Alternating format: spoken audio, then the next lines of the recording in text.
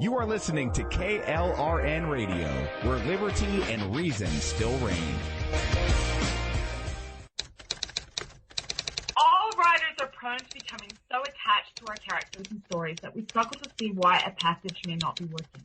It takes another set of eyes to help us nurture our writing to full maturity.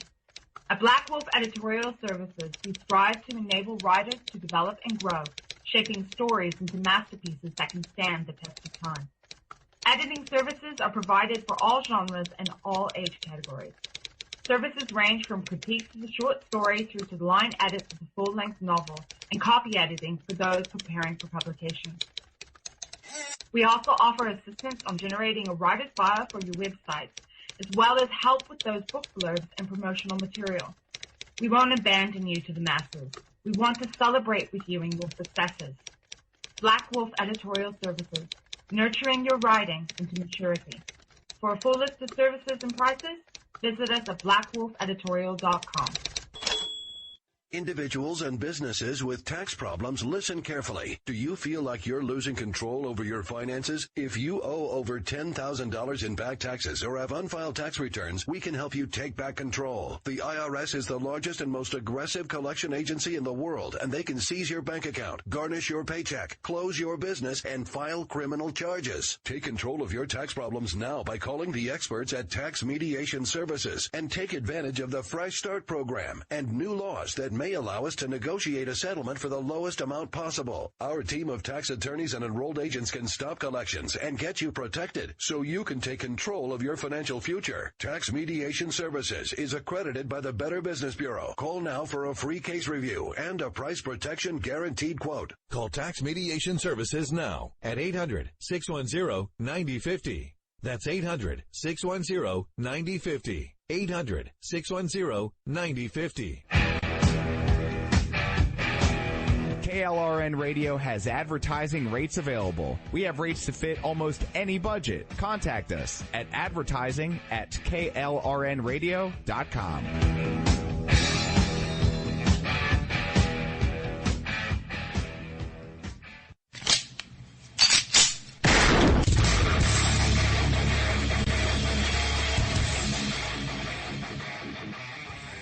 This is Slickery Trigger for Rebel Road Tactical.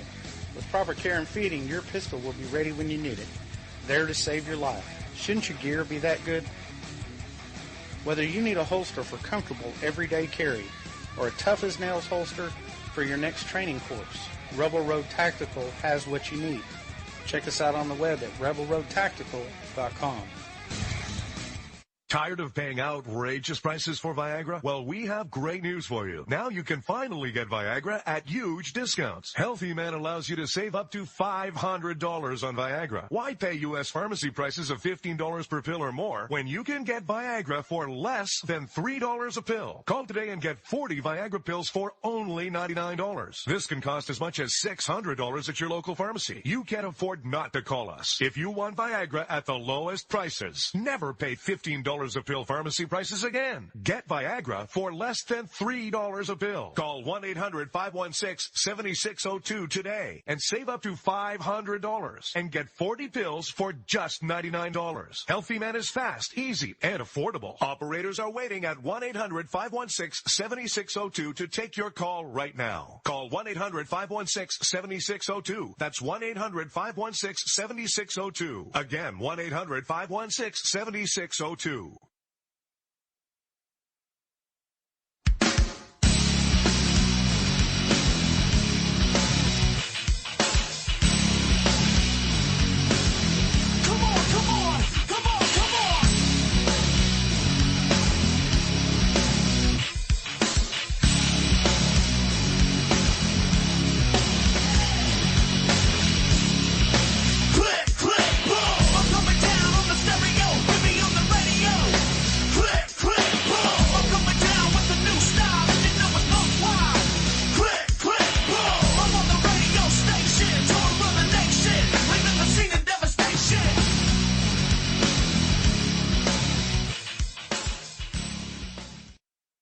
All right, folks. Well, you know what that sound means. It's Friday night, which means it's time for Robinson and Wright. I'm Rick Robinson, one half of the crew. He's Dan Wright, the other. And how are you this evening, sir? I'm good. Been sitting here all week watching my area get destroyed. But other than that, everything's great.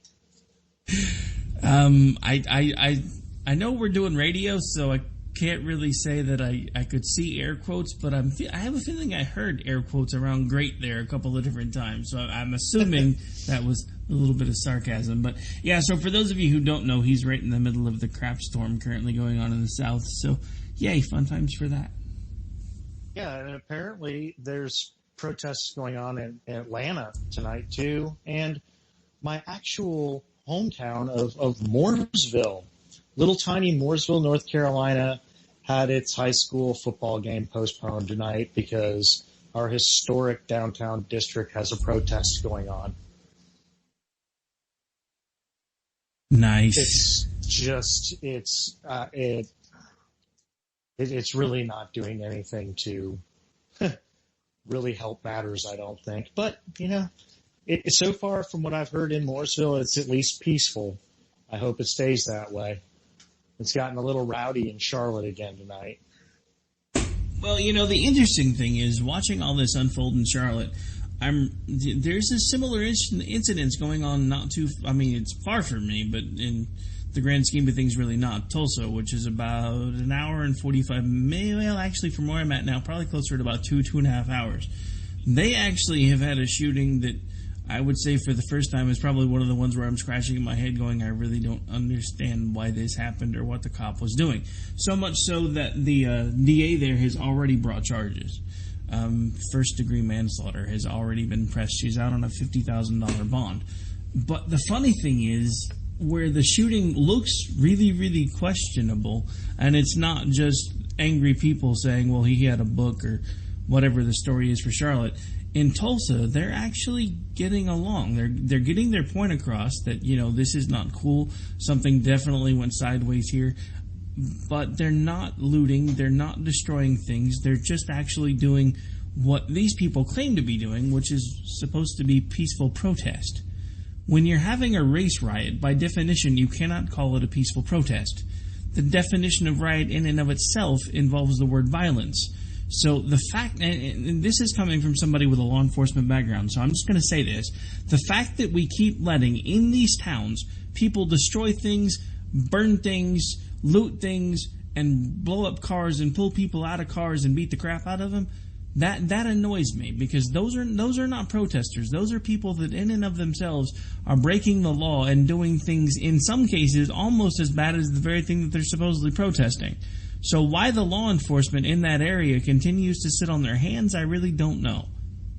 Well, yeah, and it's funny with all this that goes on in these cities. There's a statistic I saw that says 70% of the arrests for the violence are arrests of people that aren't from the state that it's happening in. Well, no, and that's true too, but that's because what winds up happening is there are these groups that are that are kind of like the community organizer groups that Obama used to work with, but they're not community organizers, they're protest organizers. So they will come in from out of state, get things organized, and it's supposed to be a peaceful protest, but what winds up happening more often than not is it winds up being exactly what we've seen in Charlotte and Ferguson and all the other places where things have just gotten completely out of control. And again, I'm not saying that somebody needs to swoop in and declare martial law, but why are we going to keep letting people destroy businesses? What purpose does that serve? We have watched people getting pulled out of their cars and beaten to bloody pulps, all because these people are angry. What purpose does that serve? We've seen people on Twitter giving advice to people in that situation have their account suspended. I've seen today from a paper that I'm actually a freelancer for, put out an article that there was a baseball player that was suspended for making anti-BLM statements, but the football player that's kneeling for the national anthem, yeah, nobody's got a problem with that. I'm so tired of this double standard. I'm so tired of this, well, we can call it a protest and you don't have a right to tell us how to protest. Yes, I do, because when you start causing harm to others and and you start destroying physical property, that's not a protest any longer. That is vandalism, assault and battery, and about a litany of other charges that I could probably list off in about 2 minutes if I really wanted to stop and think about it. So why we keep allowing these things to happen, I don't understand. Because here's the problem. They are understanding now that this works. And all we're doing all the time this happens is giving them the media attention that they so want so badly, because in their mind they feel like the country owes them something. They feel like they have been slighted, when the simple truth is most of the things that they're angry about happened hundreds and hundreds of years ago. And yes, bad things happened in this country hundreds and hundreds of years ago, just like they happened pretty much everywhere else in the world hundreds and hundreds of years ago. But we were the first country to stand up and say no more. So all of these people that are kneeling to the national anthem, you should be standing even taller to the national anthem, because this country is the one that decided to make you free and treat you like a person. You may not think it does, but the truth of the matter is it does. Yes, there are bad people in every profession. There are people that should have never put on a badge and never put on a uniform. But it doesn't change the fact that 98% of the cops that go out and do their jobs every day are doing it because they believe it's the right thing to do. It doesn't change the fact that most of these people that are standing there watching you destroy things would much rather be doing anything but sitting on their hands, but they can't because of the orders that they're being given. And it doesn't change anything that all of you people that are trying to say that we're doing this because of the fact that life is not fair for the black American. The fact that you're doing this is proving the point to everyone else who's saying the exact opposite of what you want to hear. Because it's your behavior that continues to make us look at you and say, what the hell is the matter with you? You're tearing up your own town because of an injustice. Why don't you do something useful because of the injustice? Just like I said to all these football players that have millions of dollars that are kneeling to a damn national anthem. If you want to do something, put your freaking money where your mouth is. Quit tearing stuff up. Quit making all these magnanimous gestures. Quit doing something just to make sure that your jersey goes to number one in your team store, and actually do something about the problem. How hard is that? You're exactly right. Colin Kaepernick is going to sit or kneel for the national anthem. The man has 2 rooms in his house dedicated to his shoe collection.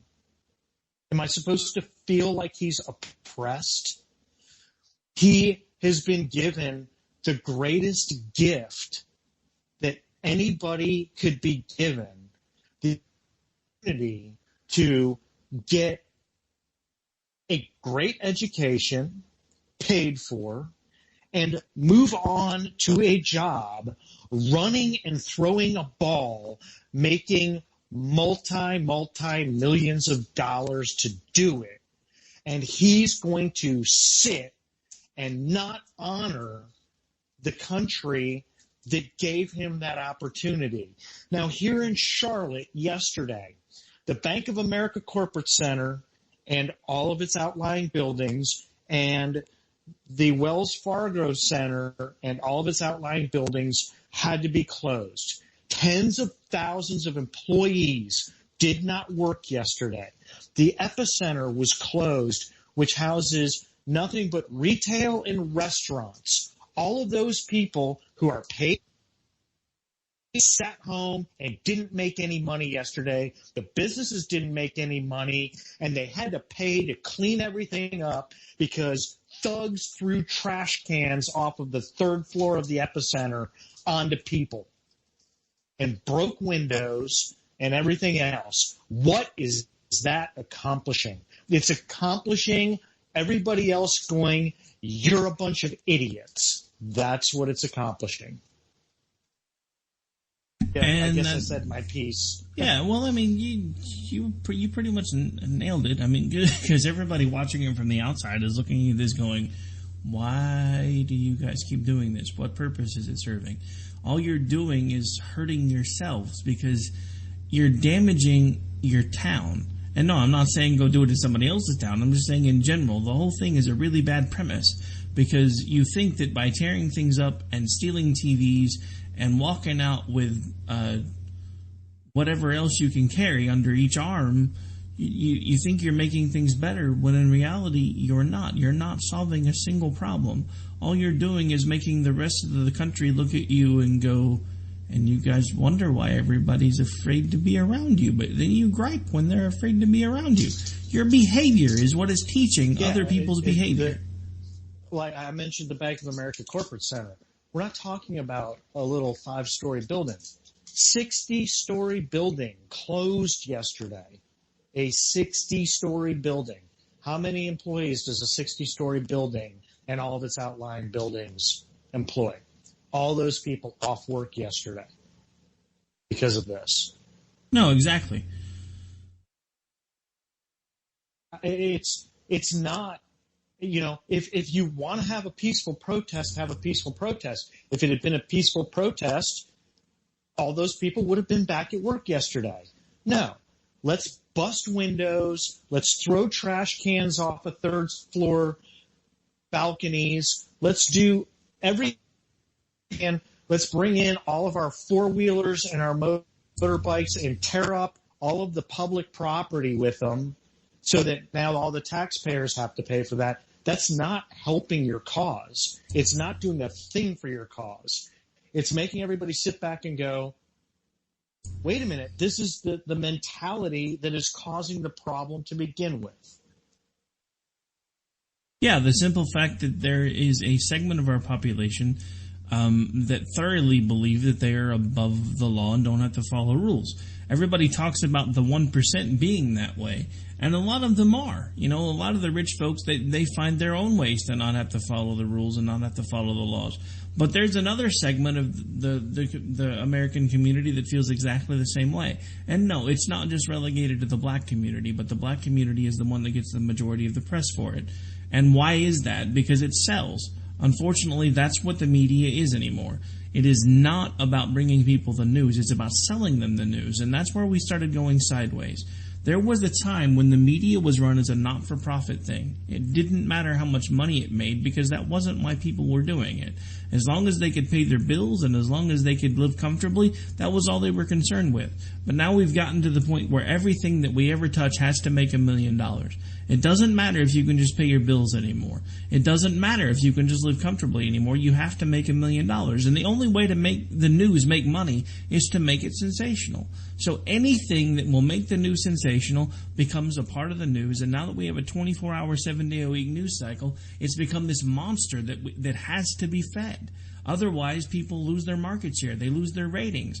Now we have news channels that are moving to little YouTube snippets to boost their ratings. So you can see the same things over and over and over again. And if you want to go look at them, all you got to do is go to their YouTube channel and you go pull it up and you can watch the same horrendous video over and over and over and over and talk about it ad infinitum. But the problem with that is when we continue to have the media do nothing but focus on the negative in this country, that is part of the reason why we are where we are today. And we're going to talk about that in the second half of the show. But I want to move because at this point we're already getting really close to the bottom of the hour. We've got about 12 minutes till we got to take a break. I want to move the topic a little bit, still in Charlotte, but I want to talk about this whole did they plant the gun scenario. I'm going to let you take lead on that, and then I have some things that people may not know since I'm actually kind of familiar with this line of work. So, okay, well, we have this video from a cell phone that's held upright, and there's clearly a gun on the ground, and the argument is that the cops placed the gun. Well, the gun has been found to have I don't know whether you call him a victim or a perpetrator, his fingerprints and his DNA on the gun. But the argument is that the cops planted the gun. And then the argument becomes, well, the cops planted the gun, and then when the gun went into evidence, they took the body in and they put the fingerprints on it, they put the DNA on it. I mean, and really, are we to this point that when somebody doesn't comply and they get out with a gun and they get shot by the police, to be honest with you, 75% of the reason a cop carries a gun is to protect himself, not to protect the public. And so these cops, what are they supposed to do? I mean, Geraldo Rivera last night on the news was saying, we need to teach cops to use their tasers. Well, you know how close you need to be for a taser? I'm going to tell you what, if you have a taser and I have a gun, I'm going to win. I mean, where do we go with this? Do they want us to just disarm the cops? I mean, this isn't England where there's not many guns. This is the United States where there's lots of guns and lots of illegal guns. Where do we go from here? Every time somebody gets shot, especially if that somebody happens to be African American, every time an African American gentleman, person, whoever gets shot by the police, it's a problem now. Where's the outrage for the 3,000 plus that have been shot in Chicago? There's no outrage on that. It's just on the rarity when it's a police shooting. And like I said, fingerprints, DNA on a gun. That right there, that's all the evidence you need. That's my take. That's my take on what's going on here in Charlotte right now. So you hit on a couple of interesting points. I'm going to back up and talk about something because you specifically asked, are they wanting to disarm the cops? So let's take a look at the left's narrative when it comes to guns. They don't think private citizens should have guns. They think only police officers should have guns. They've made that argument now for nearly a decade. And those of us with common sense say that argument makes as much sense as saying that you shouldn't keep a fire extinguisher in your home because you can call the fire department. That argument doesn't hold water, but to a liberal, it holds water. And those two are not even in the same ballpark. So they think when we make that argument, we don't make any sense. But to a logical person, it's the exact same argument. So then you ask, are they wanting to disarm the police? Think about it for a second. They already don't want us to have guns, and they're doing everything they can to get us to the point where we can't have guns. So when they've made that happen, what happens when they make the public in general distrust the police?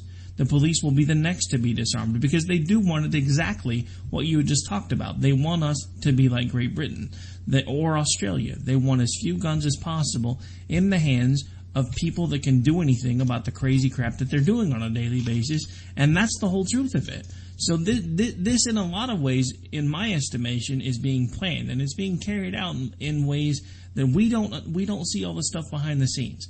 In my opinion, it's a lot like all the things that started to try to come out about what was really going on in the 80s, in the 90s, but there were too many other distractions, like Bill Clinton throwing a bunch of rockets at an aspirin factory and supposedly having sex in the White House or getting a blowjob, but a lawyer wasn't smart enough to plead the fifth. Come on. I mean, look, at that point, he's a freaking lawyer. Yes, he's an idiot lawyer because he was disbarred, but he was still smart enough to stand in front of Congress and say, look, you and I both know this is a private matter between myself and my wife, and it doesn't need to be discussed.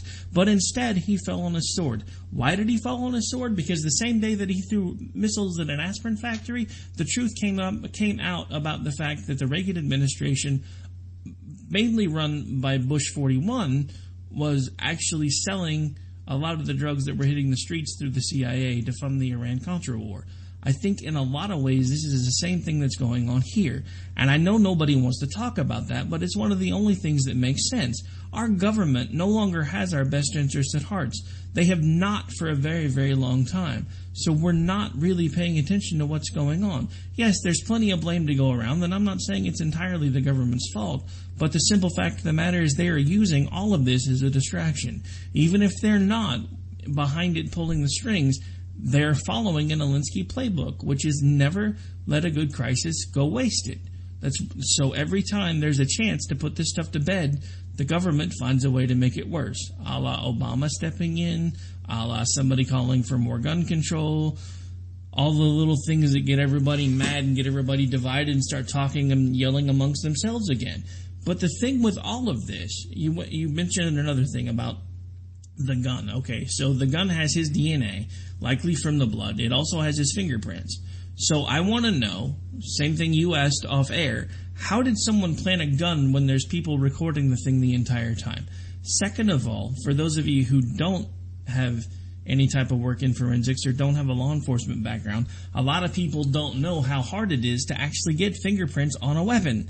Because in TV shows, they make it look really, really simple. They dust the grip for prints, and all of a sudden, voila, you got the bad guy. Guess what? Most grips don't even allow you to transfer prints.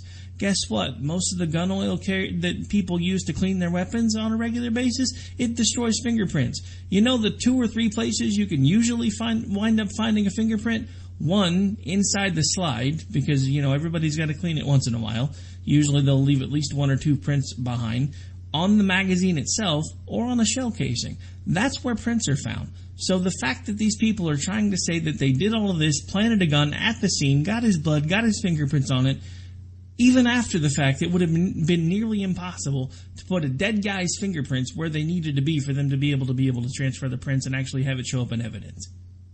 Absolutely. And living here and knowing the police department and having friends that are on the Charlotte-Mecklenburg force, it is a very, very reputable force. I mean, there's very little, if close to none.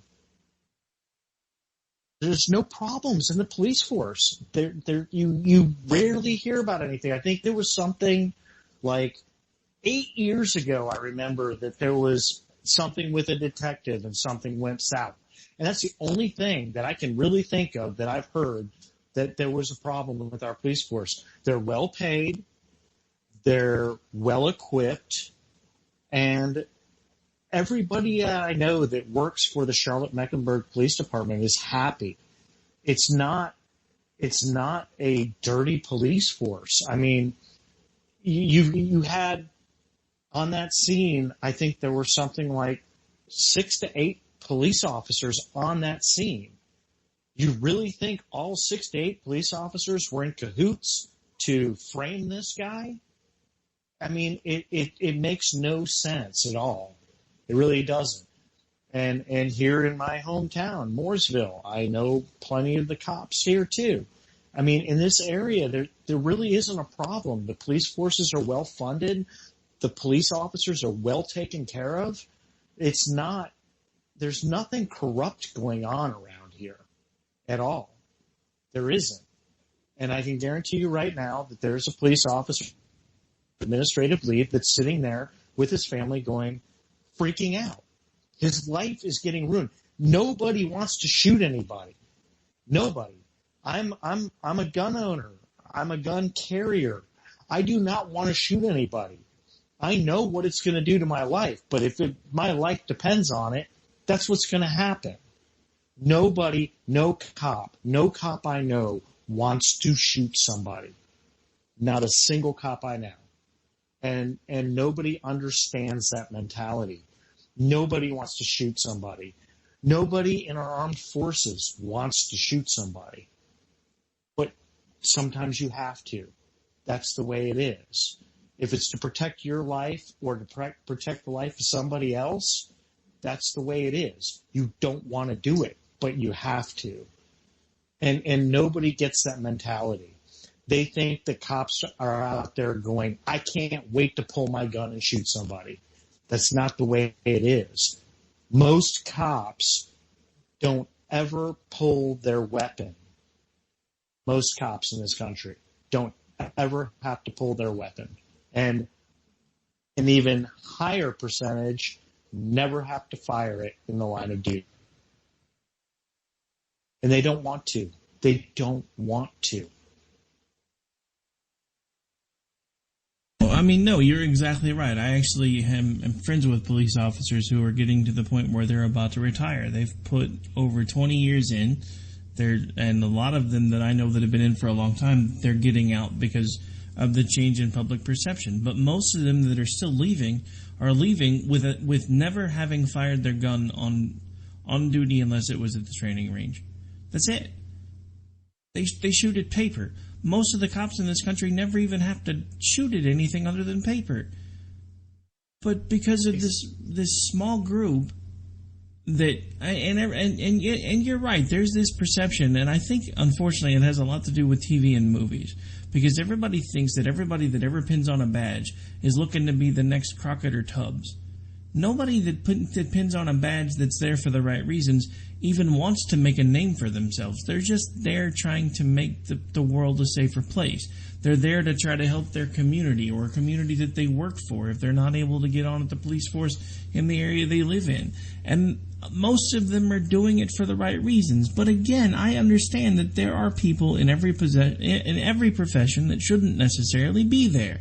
But to continue to lambaste an entire group when most of them are there for the right reasons, and if anything happens to you, you're one of the first ones to call for their help.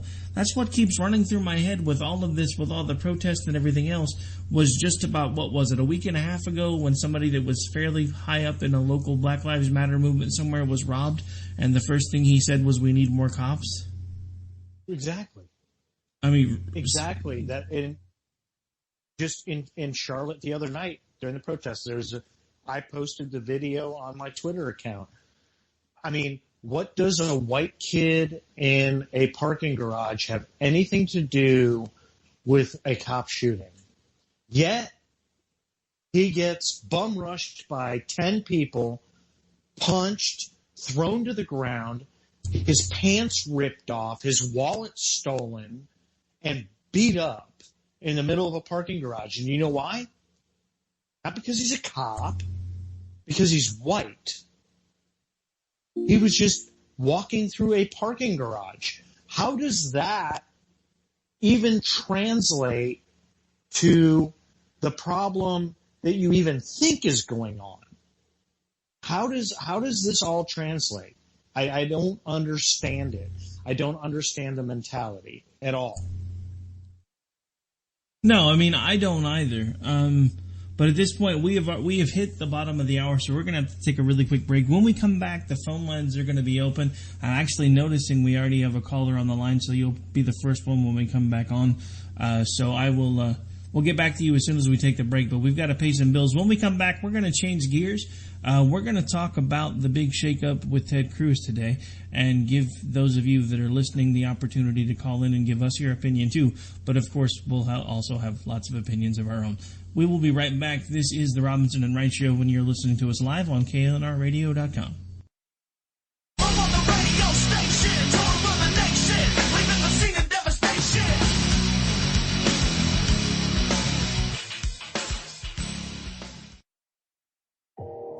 You are listening to KLRN Radio, where liberty and reason still reign. All writers are prone to becoming so attached to our characters and stories that we struggle to see why a passage may not be working. It takes another set of eyes to help us nurture our writing to full maturity. At Black Wolf Editorial Services, we strive to enable writers to develop and grow, shaping stories into masterpieces that can stand the test of time. Editing services are provided for all genres and all age categories. Services range from critiques of the short story through to the line edits of the full-length novel and copy editing for those preparing for publication. We also offer assistance on generating a writer's bio for your websites, as well as help with those book blurbs and promotional material. We won't abandon you to the masses. We want to celebrate with you in your successes. Black Wolf Editorial Services, nurturing your writing into maturity.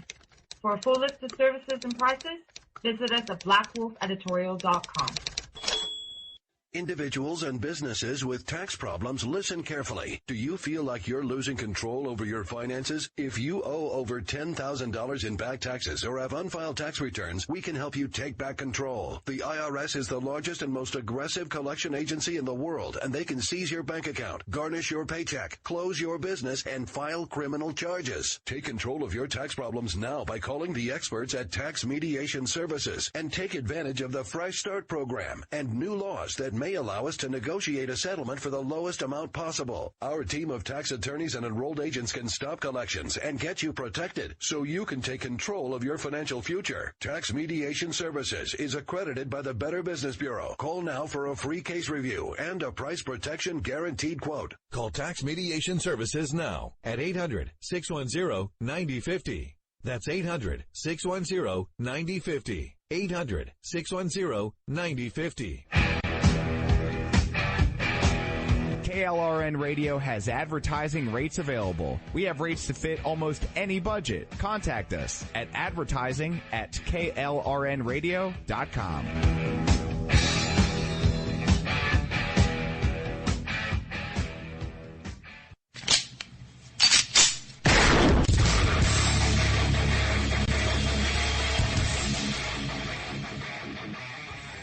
This is Slickery Trigger for Rebel Road Tactical. With proper care and feeding, your pistol will be ready when you need it. There to save your life. Shouldn't your gear be that good? Whether you need a holster for comfortable everyday carry or a tough-as-nails holster for your next training course, Rebel Road Tactical has what you need. Check us out on the web at rebelroadtactical.com. Tired of paying outrageous prices for Viagra? Well, we have great news for you. Now you can finally get Viagra at huge discounts. Healthy Man allows you to save up to $500 on Viagra. Why pay U.S. pharmacy prices of $15 per pill or more when you can get Viagra for less than $3 a pill? Call today and get 40 Viagra pills for only $99. This can cost as much as $600 at your local pharmacy. You can't afford not to call us. If you want Viagra at the lowest prices, never pay $15 a pill pharmacy prices again. Get Viagra for less than $3 a pill. Call 1-800-516-7602 today and save up to $500 and get 40 pills for just $99. Healthy Man is fast, easy, and affordable. Operators are waiting at 1-800-516-7602 to take your call right now. Call 1-800-516-7602. That's 1-800-516-7602. Again, 1-800-516-7602.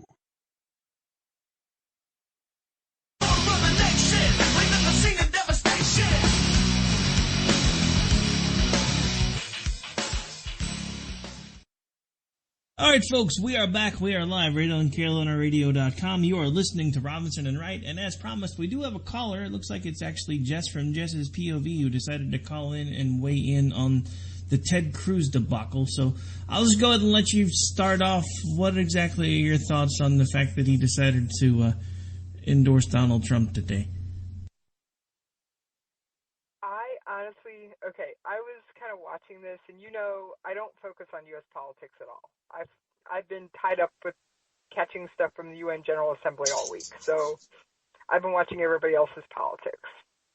But I caught this, and I think the reason Cruz finally decided to endorse Trump is because he did make the pledge earlier in the primary, and I feel that he's a man of his word for the most part, and that he didn't want to go back on his word. And so that's why he did it. Yeah, I don't necessarily buy that though, because if he was worried about keeping his word, he would have done it at the RNC. Now, maybe it's just me, maybe I'm jaded, but let me give you my honest take on the fact that he decided, well after the storm had passed, all of a sudden decide to endorse Trump. Look, I get it. On some level, this is probably pressure from his donors. I understand that part. But let me tell you where my little deep, dark soul takes this whole thing. I think what he saw, because of the outrage and the outright contempt for both Trump and Hillary Clinton, I think he saw a fundraising opportunity. So he agreed to go to the RNC, he agreed to stand up, he agreed to play politics in front of everybody there and make it seem like he was someone who was going to stand for his principles no matter what. And all of a sudden you had all these people that had never donated to campaigns before seriously looking at Ted Cruz and throwing him $5, $10, $15 a lot like they were doing for Bernie Sanders. And I honestly think in some way that was exactly what his plan was. And then when he had worked that to the best of his ability and realized he didn't really have any other choice at this point because, his career was done if he didn't endorse. And they made that really clear. But I have a problem with that. And I'm going to tell... Actually, you don't even know this yet, Jess, so I'm going to go ahead and tell you this because I know you watch Facebook every once in a while. And I know everybody saw about a month and a half ago when I had pointed out that I was kind of stoked because I had been reached out to by a syndication group that was talking about taking America off the rails and helping me get it to the next level. Well, during the conversation, and I'm not going to mention any names because I'm not that kind of guy, But during the conversation, one of the things that kept coming up was how much they liked the show, how much they liked the content, how impressed they were with the things that I had done with it up to this point. But they kept asking me as a conservative why I wouldn't switch and start talking positively about Trump.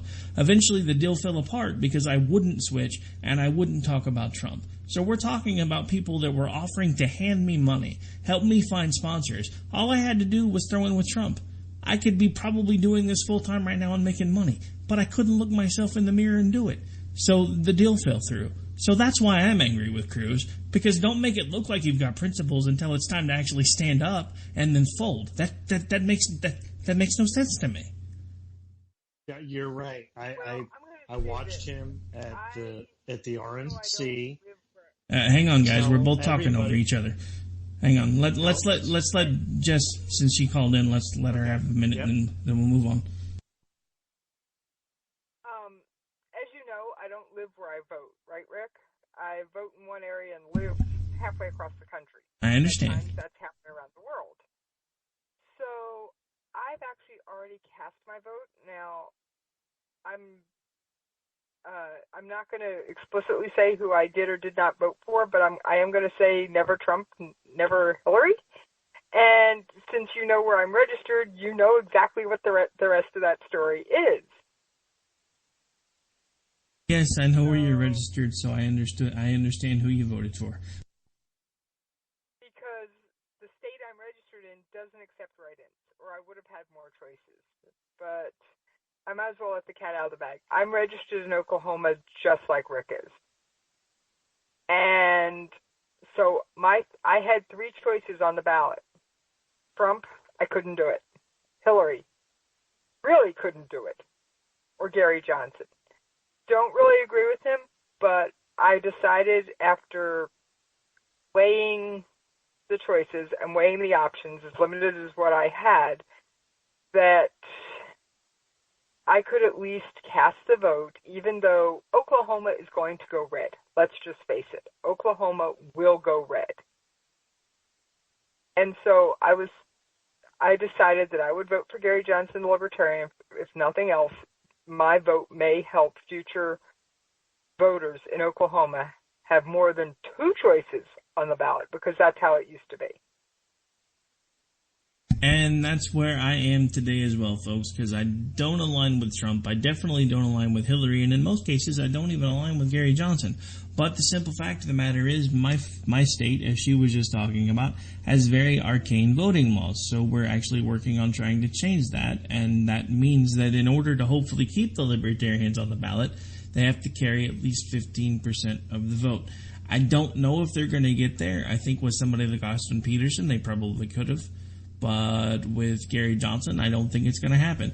I know plenty of people. I know somebody that's been libertarian for as long as I've known him, who ripped his Gary Johnson bumper sticker off his car as soon as he heard him start talking about the carbon tax and his vice presidential candidate talking about the no-fly list becoming the no-buy list. He's like, nope, I'm done. I'm out. I've been fighting for these people for forever. Heck, he used to be the state chair of the Oklahoma Libertarian Party, and he's like, oh, I'm out. I can't do it. I'm not voting for the guy. That's too big of a deal for me. So for me, it's still a lesser of 3 evils option, but at least hopefully if we get enough people pulling for Johnson, maybe Oklahoma will have another choice in the future. So maybe we can finally start trying to fix this mess instead of continuing to think the 2-party system is going to be the only thing that saves us, when in reality it's what's been destroying us. But hey, what do I know? Okay, now what were you saying, Dan?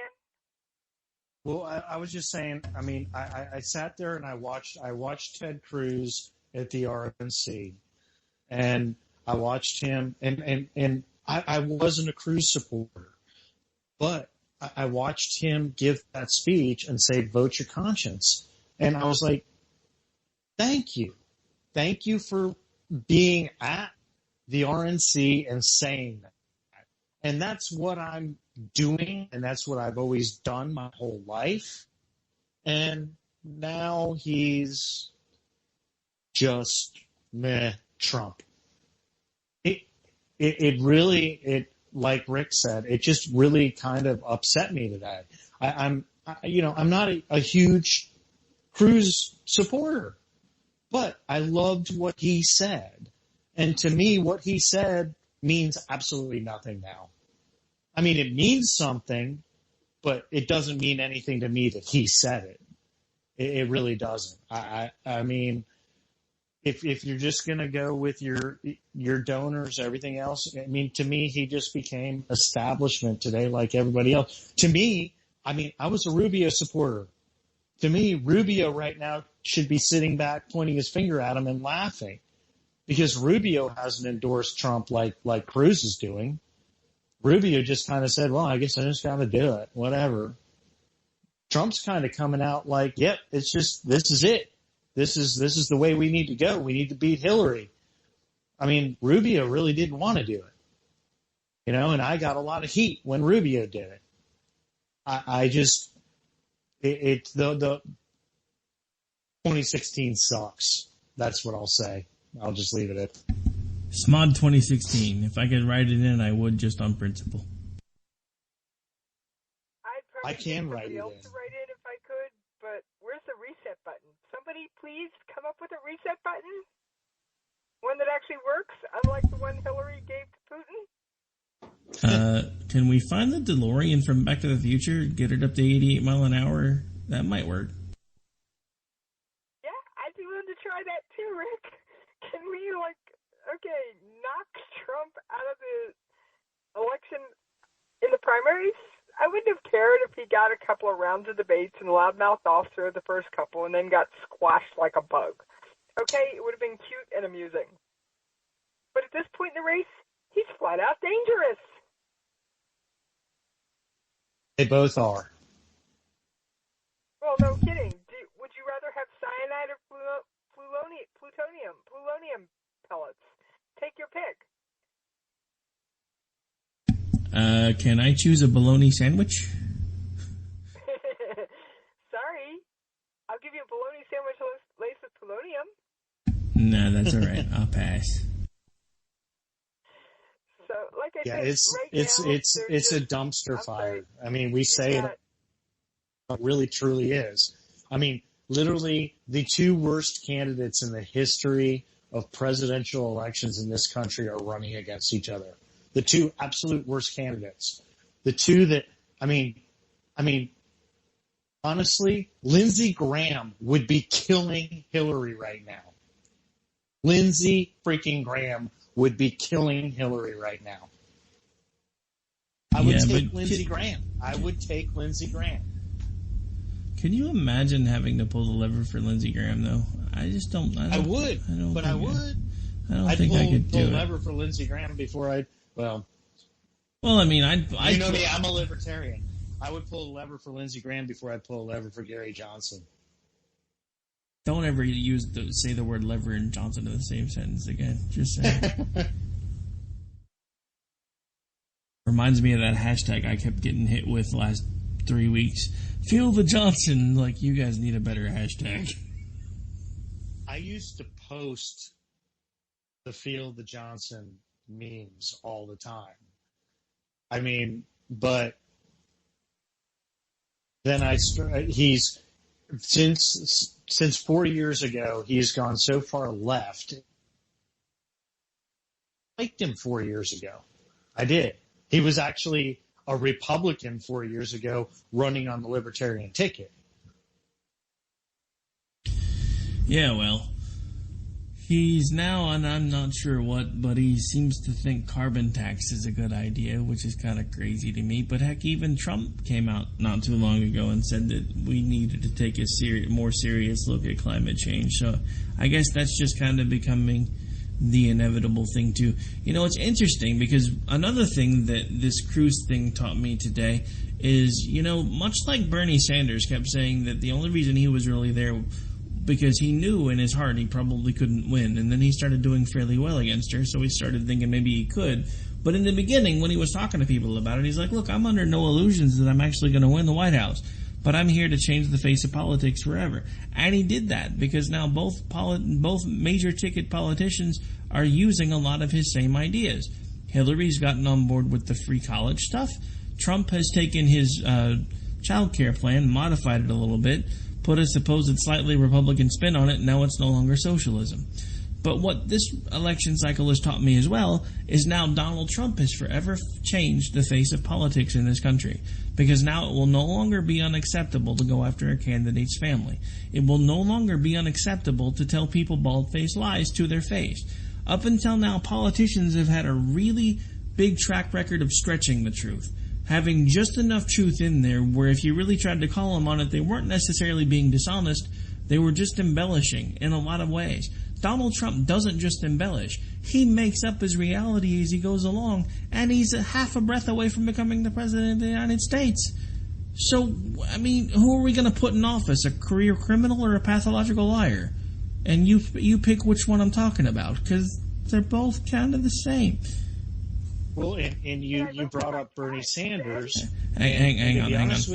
Jess, what were you saying? Can I vote for my cat instead?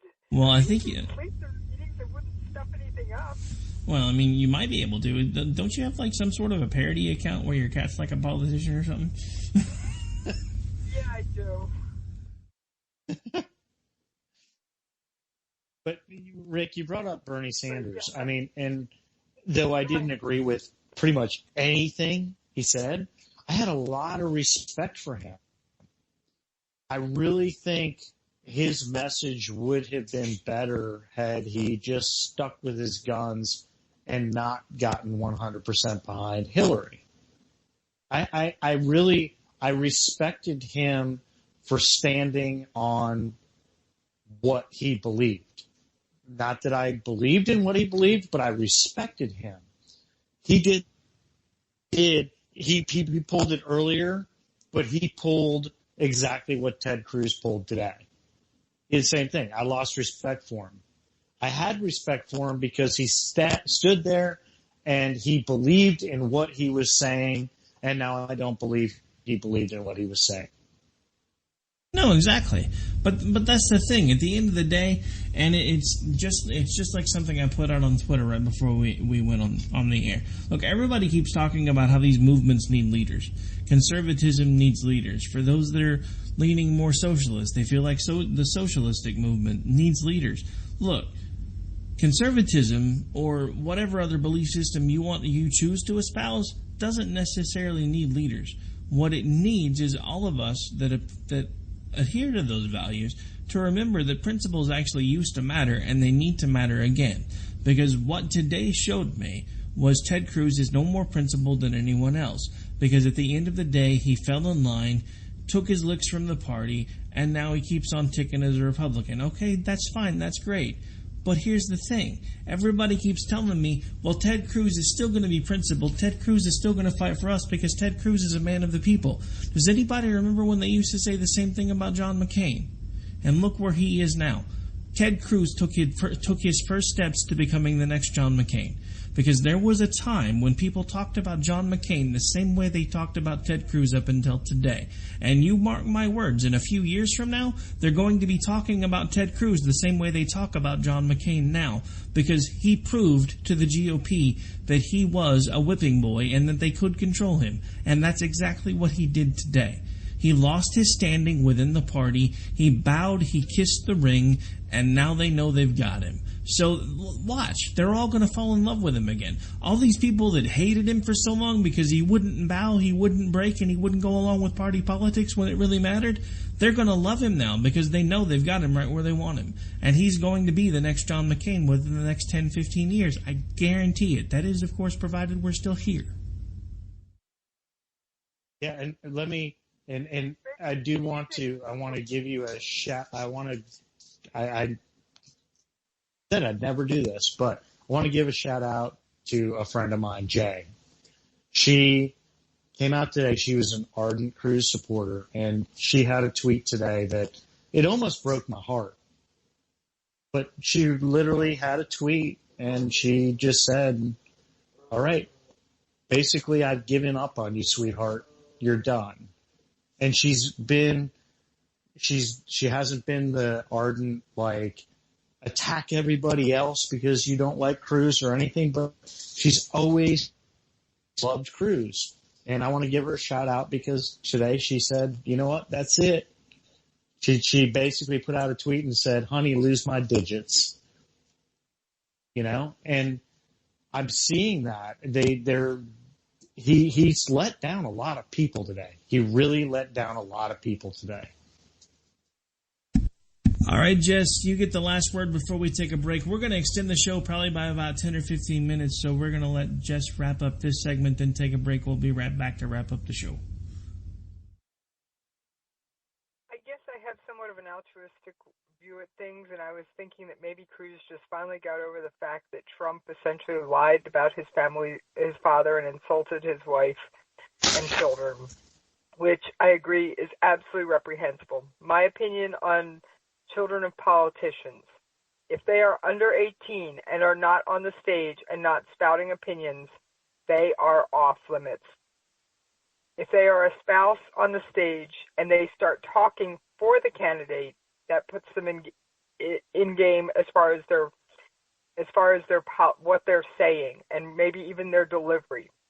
However, you never personally attack anyone. Period. I have people that I interview routinely for my shows. In fact, I had an interview tonight with a terrorism expert that'll air on Saturday Slowdown. And, you know, he was like, okay, well, I think we have some different views on things. And I'm like, no, don't worry about it. I don't believe in gotcha questions. I may question where you came up with this, and you're the far more knowledgeable person in these areas than I am. But I don't believe in attacking people for any. Personal attacks are off limits. I will debate your policies. I will debate your point of view. I will ask you why you feel the way you feel. But I will never call you names or put you down for what you believe. Good rule of thumb. All right, folks, we're going to take another really quick break. This should actually be the top of the hour where we're normally ending things, but we're going to go ahead and extend things for a few minutes just to get one more segment in and kind of round things out. Don't forget, the phone lines are still open. If you want to give us a call, go check out my Twitter. It's all over there. I'll give it out again when we come back from break. I just don't have it in front of me right now. You are listening to the Robinson and Wright Show right here live on KLNRradio.com. What? Don't forget the special on Monday. Well, I was going to talk about that when I got back. Anyway, we are going to do something new here on the station. So on Monday night, what we're going to have happen is our normal, regularly scheduled program will be running on the primary server. We're going to have a secondary server where we're also going to be streaming the debate. So you can actually flip back and forth between the two. You can catch out the live shows that are going on one channel. You can check out the debate on the other. And when the debate is over, we're actually going to have a roundtable edition where we're going to have a lot of the hosts and guests from KLRN that hang out all the time with you are going to be all in one place, and we're all going to be giving our opinions about the debates. That is going to be anchored by yours truly and the lady on the phone right now, Miss Jessica Sanders, and of course we'll have Dan there. I do believe we've already confirmed that Jen is going to be there, and also one of my recurring guests, Bill O'Keefe, is going to be there. The list may grow just a little bit longer. I'm still waiting to hear back to find out if Bryce or any of the younger crew want to chime in as well. But we're going to take a really quick break. When we come back, we're going to round out the show. Stay tuned. We'll be right back.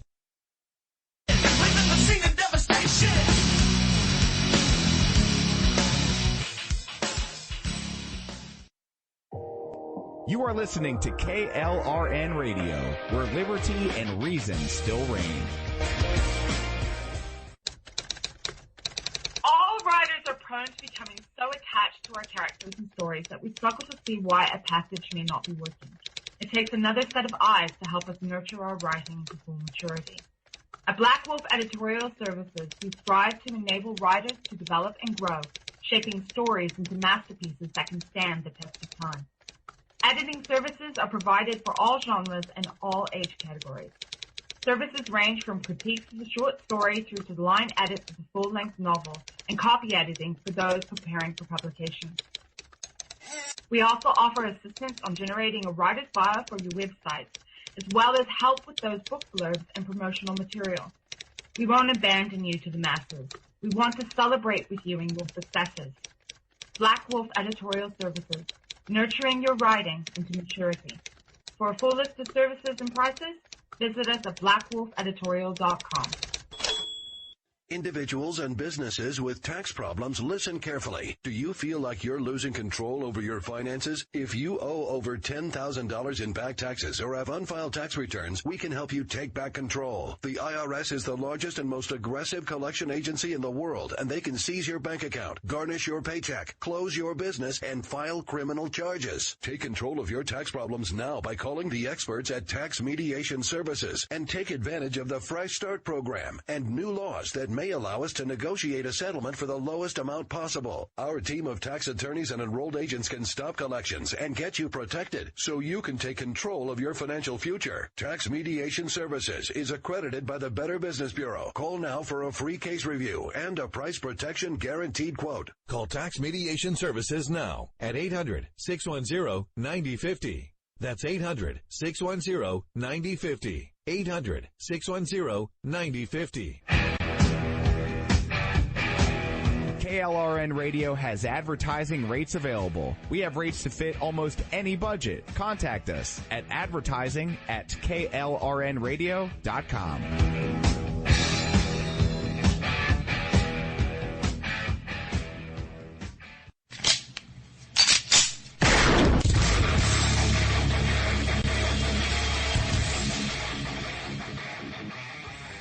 This is Slickery Trigger for Rebel Road Tactical.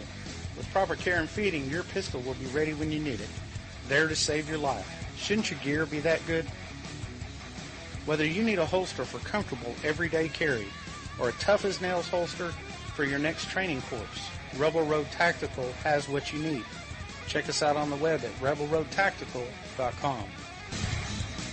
Tired of paying outrageous prices for Viagra? Well, we have great news for you. Now you can finally get Viagra at huge discounts. Healthy Man allows you to save up to $500 on Viagra. Why pay U.S. pharmacy prices of $15 per pill or more when you can get Viagra for less than $3 a pill? Call today and get 40 Viagra pills for only $99. This can cost as much as $600 at your local pharmacy. You can't afford not to call us. If you want Viagra at the lowest prices, never pay $15 a pill pharmacy prices again. Get Viagra for less than $3 a pill. Call 1-800-516-7602 today and save up to $500 and get 40 pills for just $99. Healthy Man is fast, easy, and affordable. Operators are waiting at 1-800-516-7602 to take your call right now. Call 1-800-516-7602. That's 1-800-516-7602. Again, 1-800-516-7602.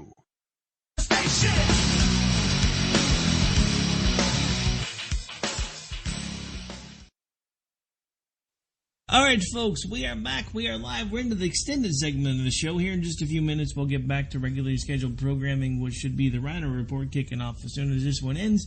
But I wanted to take just a second and kind of do a little bit of a wrap-up in case we had anybody, because I know there were several people that had talked about wanting to call in, but I guess something must have come up.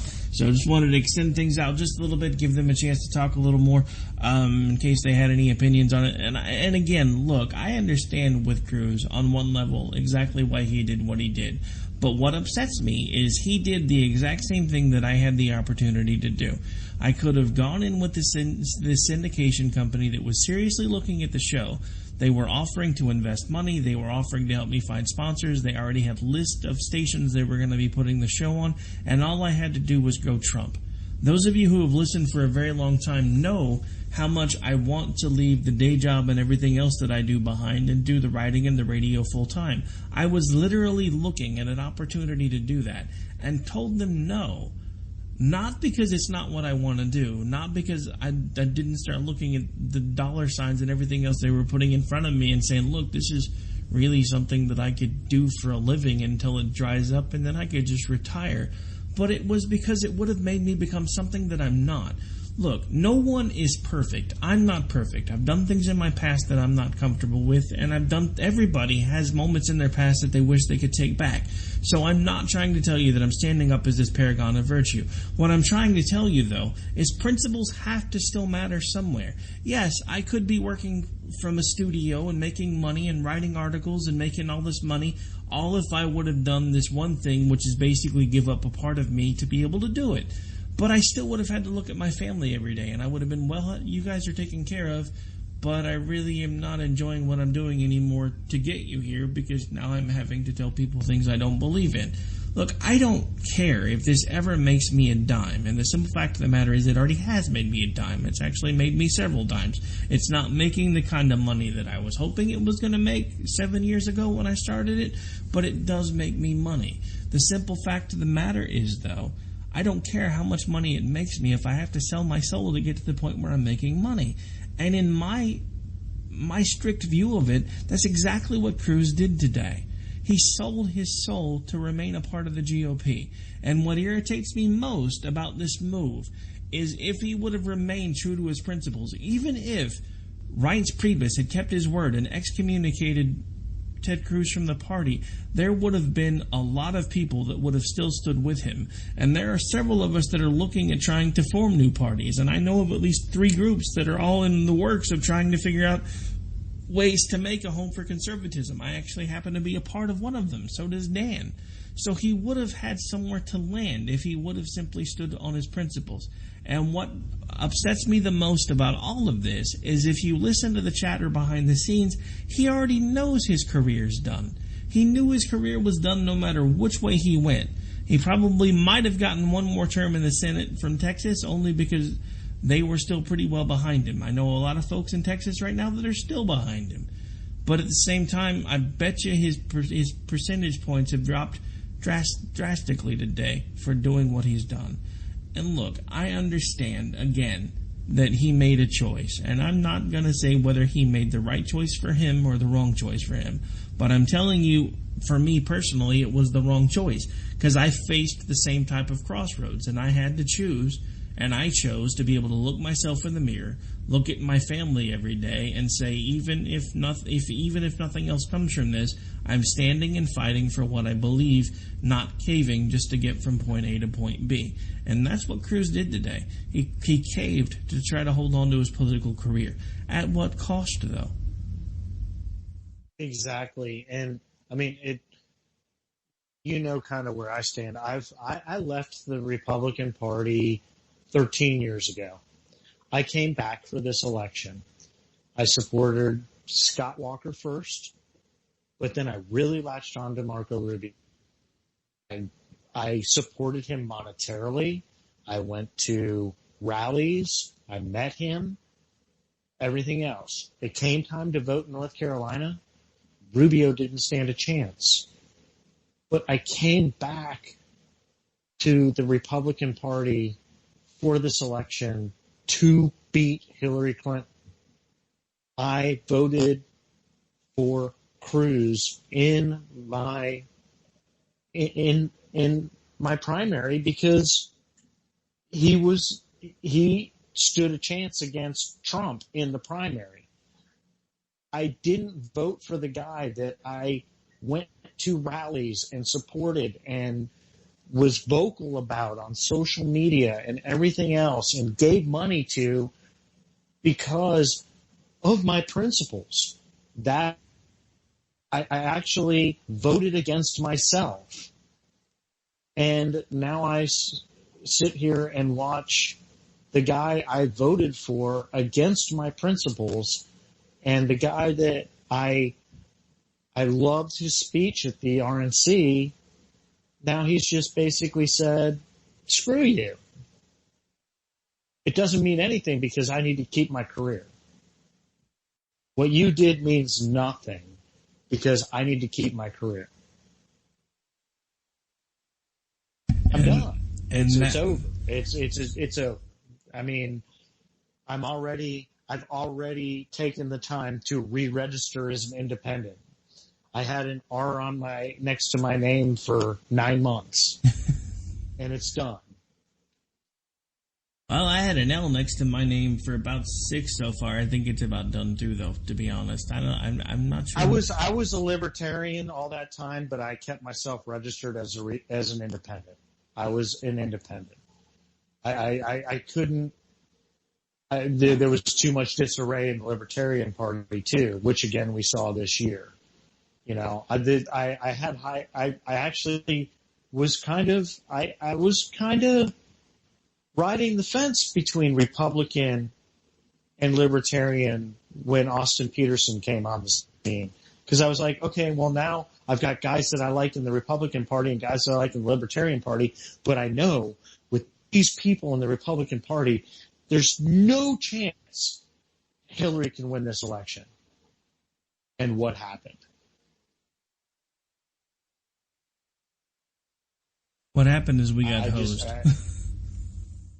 Got hosed. Exactly. That's what happened. You know, and there's one other aspect of this that I guess completely just floors me. Because Ted Cruz was one of the loudest people to point out the fringe group that attached themselves to Donald Trump. And Ted Cruz just gave that same group legitimacy today. He absolutely did. And you mean the group that tells me that I'm going to get gassed and hung because I won't support Trump? Either get on board the train or get ready for the boxcar. How many times have I been told that one? Right. Exactly. But, you know, God forbid somebody... Basically, he's basically thrown his endorsement to the fascist wing of the Trump supporters. I mean, I just don't get it because, look, everything else aside, taking the parallel away from the fact that around the time that Trump really got popular, I had a syndication group looking at me and basically was given a choice, etc. But take all of that away for a second.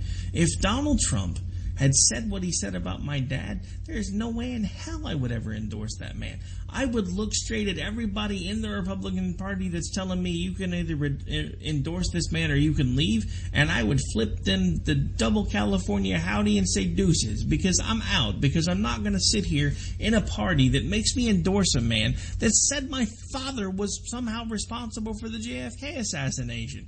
How is that? How do you reconcile that? How do you get past that? How do you go, well, it's just politics and he didn't really mean it? No, he meant it. He meant it.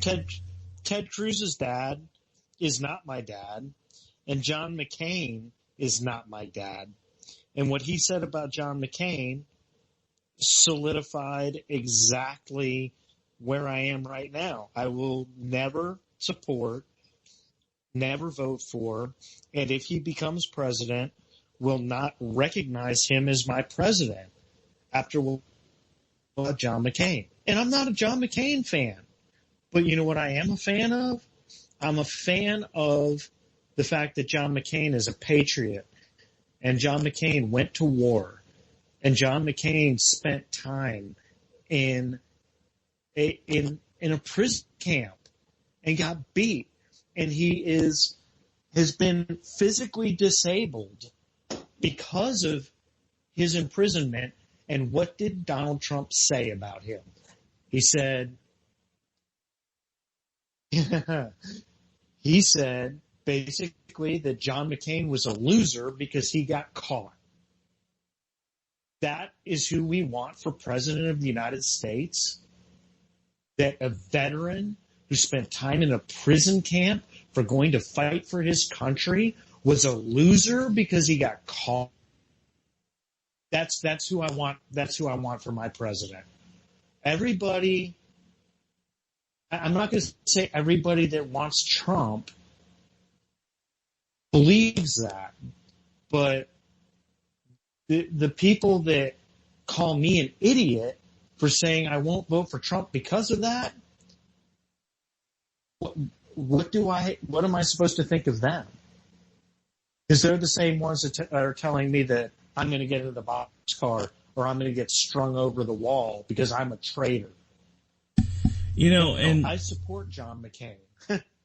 Well, no, and you know, here's the thing. I've again never in my life told anybody how to vote, and I'm not going to start now. But one of the things that disturbs me, and when you say this, when I say this, you're gonna know who I'm talking about.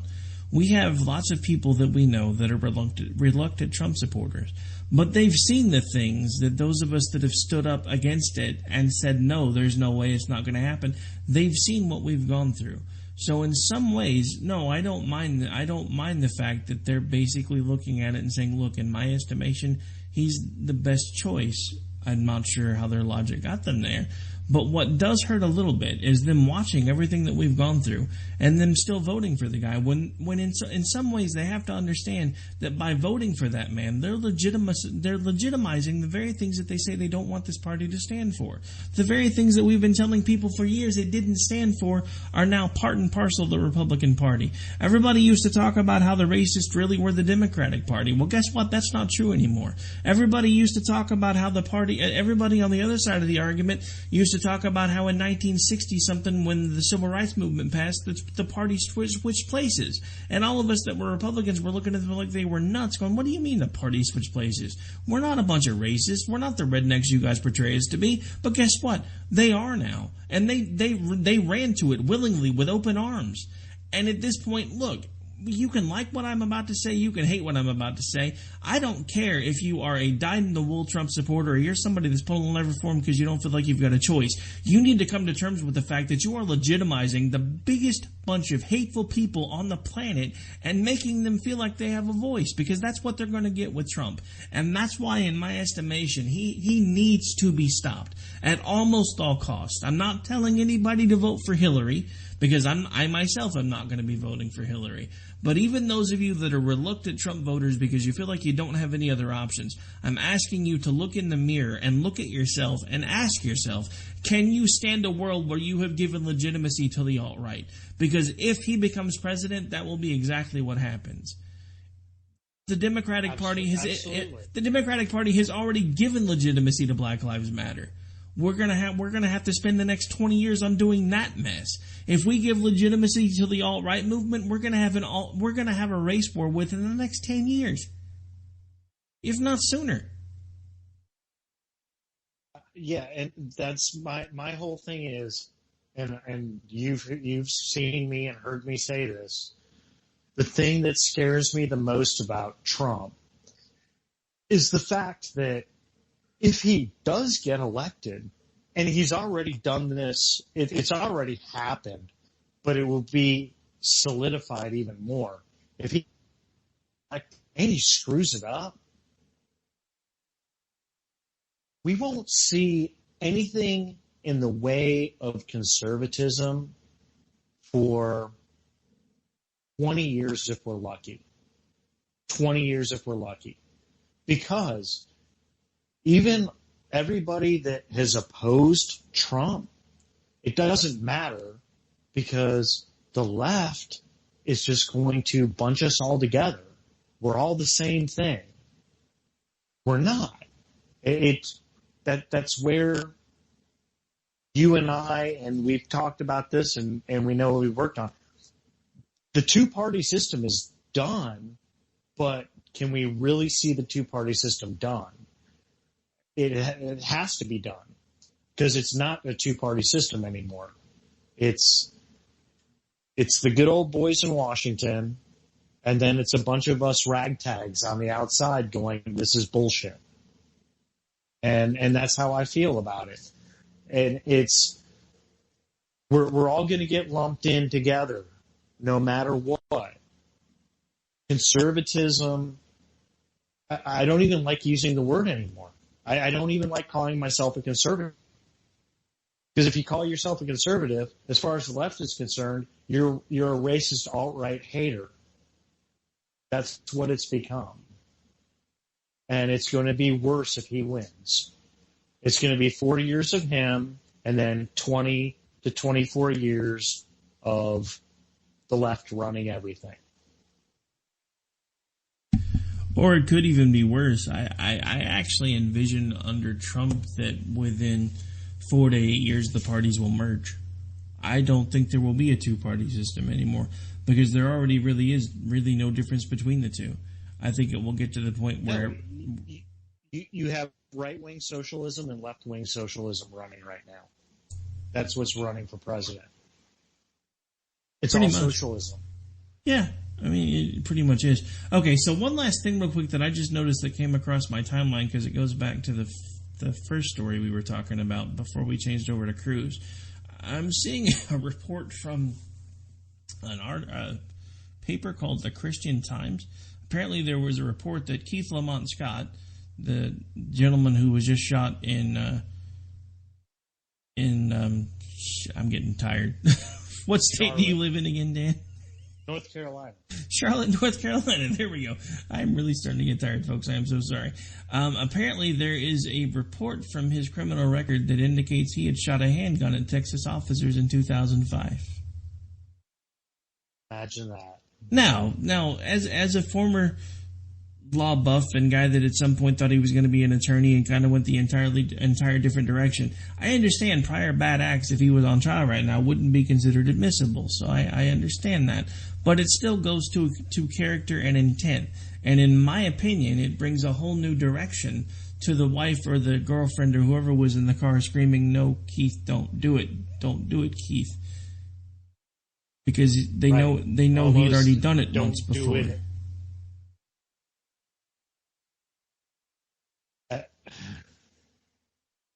So there's plenty of evidence in the case, and I'm the whole thing that Black Lives Matter and everything else and every one of these shootings brings up. To me, I'm like, let's sit back and wait for the evidence.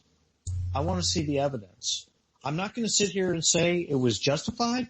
I'm not going to sit here and say it was unjustified. I want to see the evidence. It's immediate. If a person of color is shot by a cop, it doesn't matter. It's over. That it was racist. There's no way that they did anything wrong. And if it's a bad shooting, I'm the first one to say that was a bad shooting. That cop should not have done that. I'm the first one to say it. But if I want to see the evidence, I want to know what exactly happened. To me, the video evidence today shows exactly what happened. They told him, I believe it was said 28 times, put the gun down. 28 times. Even if it wasn't a gun and it was something they perceived to be a gun, they should not have had to say it 28 times. The end. Pretty much. If it's a perceived threat,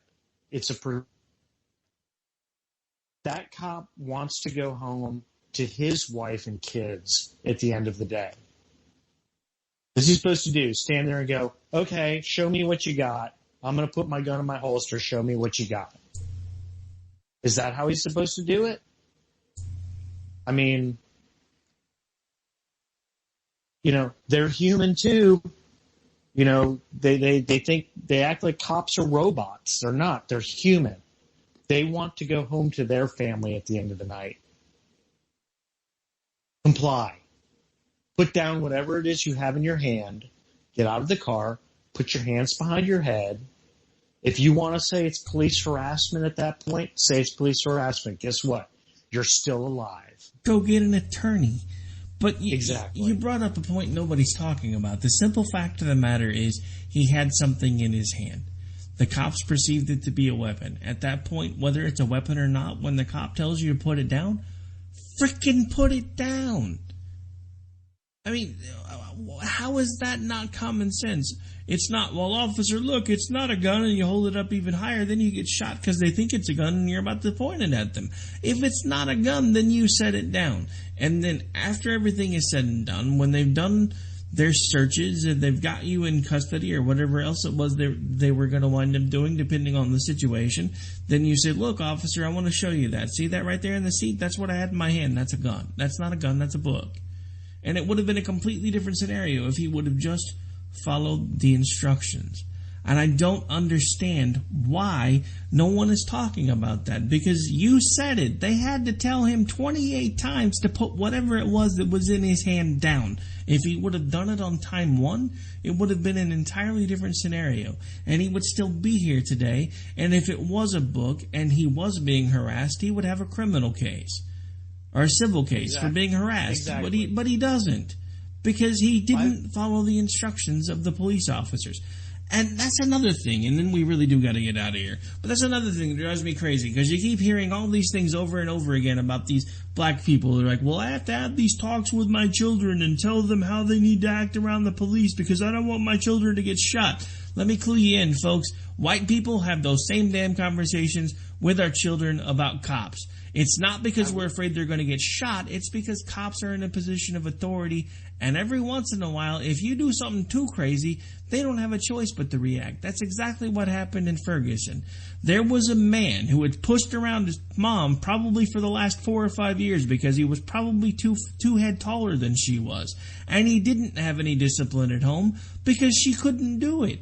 So he would go out into the world and do the same things that he did at home, rough up store owners, take what he wanted, and then he met somebody who wouldn't back down because he couldn't, because it was his job not to back down, and now he's dead. So if you want my honest opinion as to who needs to be blamed for all of these things and all of these shootings and all of this black on black crime and everything else that's going on, it's no different than when I tell all these people that are always talking about how we need to put prayer back in schools and it'll make everything better. No, you need to put prayer back in your home. That's what makes things better. If you want to know why our country is as screwed up as it is right now, it's because we don't have people that want to take the time to be parents anymore. You want to know why the dude in Ferguson died and why his parents couldn't deal with it? Because in the end of the day, when it happened, they knew in their heart it was their fault. You want to know why this man's family is upset that he's dead right now? Because at the end of the day, they knew it was their fault. Because they didn't teach him that he had to respect authority. They taught him that those type of things don't matter. They taught him that he was special. They taught him that he was different. And because he was oppressed, he shouldn't have to listen to a white man or even a black man wearing a white man's uniform. And I've seen this play out time and time and time again. There are no special circumstances.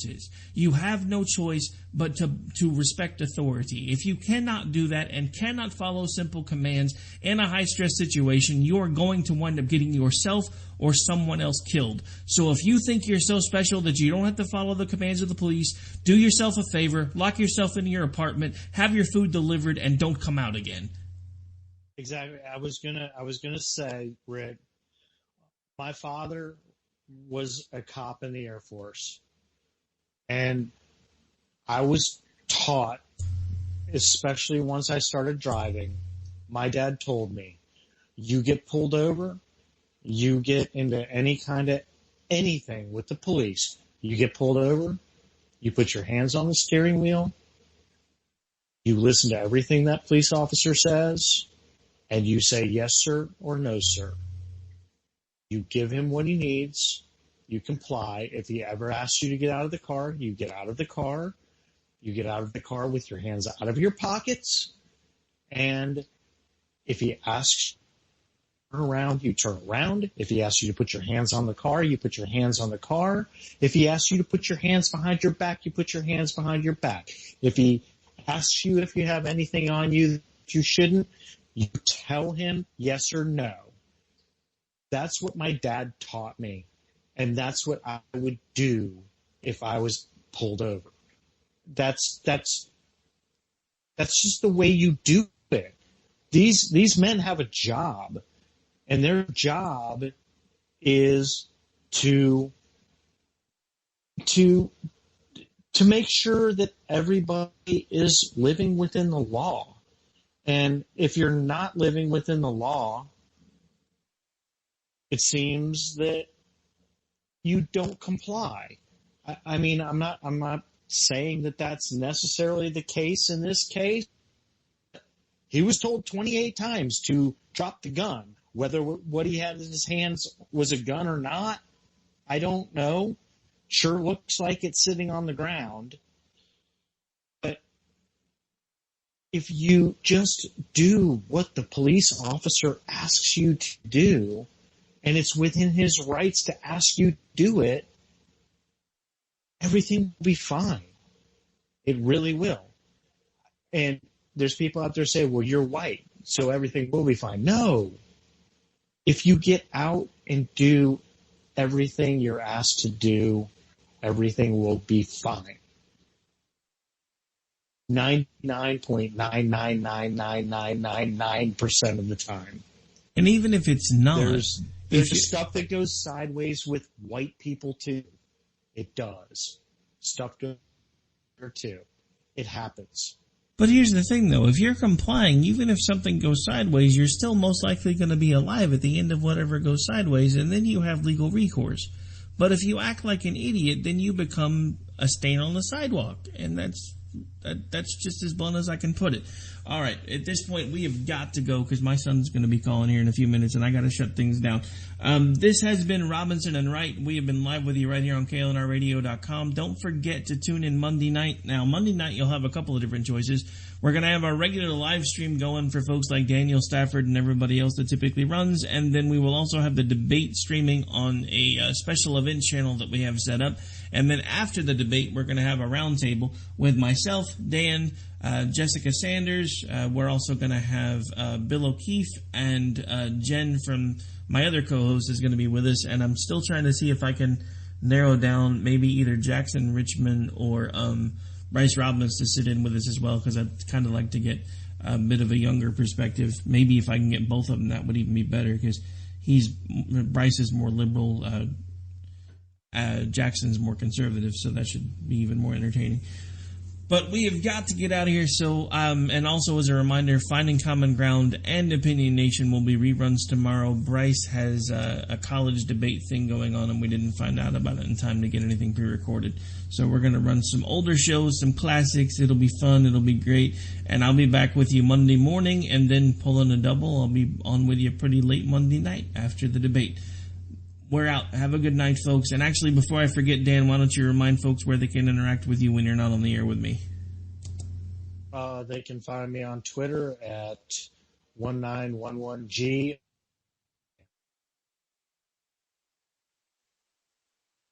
Did I lose you, or was that all you said? No, that's all I said. Okay, just checking. That it was kind of abrupt, so I thought maybe I'd lost you. All right, folks, and as usual, if you choose to, you can interact with me on Twitter at AOTR_host. There are a ton of other ways, but I really don't have time to go into those today. And as a reminder, this show is now available on iTunes, the Google Music Play Store, and something else that we got put on that I can't even remember the name of right now. But pretty much, if you can, yeah, Pocket Cast, that's what it was. Pretty much, if you can't find the show, it's because you're not looking. So go look for it. Pick your favorite way to listen to it. It'll be great. We're out, folks. Have a good night. Yo, station, total of the nation. We've never seen a devastation.